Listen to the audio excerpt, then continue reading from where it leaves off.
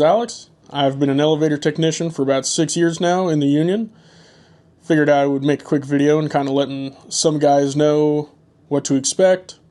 This will help a lot in all building trades, especially for the elevators. That's obviously where my experience comes from. But this will help in most of the building trades like plumbers, electricians, HVAC, anything kind of in that sphere of building trades, and kind of give you some of the pros and cons of unions. I'm very pro-union, so I'm going to speak from that point and just kind of let you know the pros, the cons, what to expect on your first days, what to expect from the union as a whole, and kind of set yourself up for success if you're on a hiring list or if you're being hired currently, getting ready for your first day. Some of these things will help you. So I've got a little list here written out. As far as pros of going union, I recommend for everybody to go union. My family's been union, father, mother. As far as I'm concerned, it's the only way to go in the building trades. It definitely gives you the most benefits, not just benefits like medical, dental, vision, retirement, but the most benefits overall to help you. So the first one is employer-provided benefits. Your employer will provide you medical, dental, vision, at least the big trades in my area do. So you can expect to have all of that taken care of. You don't see it on your check. It's not taken off of your check. The employees every hour put money for every person that's working towards a benefits package. And that's what pays for that. It'll come through your union, but it's paid for by your employer. Another very big pro of a union is representation and collective bargaining. So some unions are internationally bargained, some are locally bargained. Mine is internationally bargained. So we have guys in our international trade that will bargain with the large employers and decide for the next 3 or 5 years what our pay rate increases are going to be, what benefits we can expect. They open that up whenever that contract ends. That's usually where strikes come from. They're kind of rare for some of the larger building trades. They don't happen all the time. But when there's a discrepancy that the union and the employers can't decide on, that's usually when that happens. So I know in the news a lot recently we've had like the longshoremen on strike, things like that. That's because they couldn't get a contract that both sides could agree on. So you don't have to worry about that individually. That will be taken care of. You can always argue for more. You can always go to your supervisor or your company and say, hey, this is what I do. These are the skill sets I have. I want more. But the unions will always bargain for a minimum. Another big pro of unions is policies and safety. I know a lot of guys feel differently on safety and what they expect, what they want. They don't want a guy out there all the time checking on them, or they want this. Working for the big companies, I've worked for small independents, and I've worked for large corporations.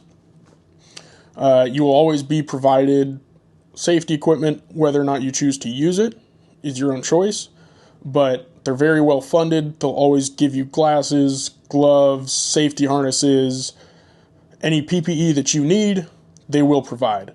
So it's up to you to use it if you so choose. Another pro is annuities and 401ks.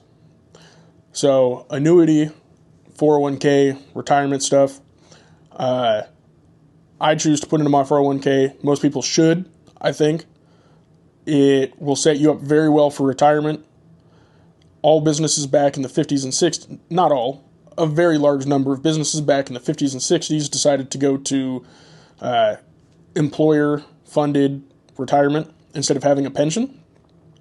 So now it's up to you more to decide how much you want to put in, and it's up to you for your retirement how much money you've put away.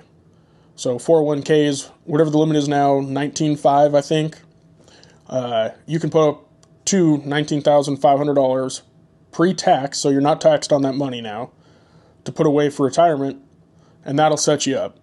That'll take care of everything in retirement on top of whatever your union or employer-provided benefits they might have. So it's always a good idea to put into your 401k.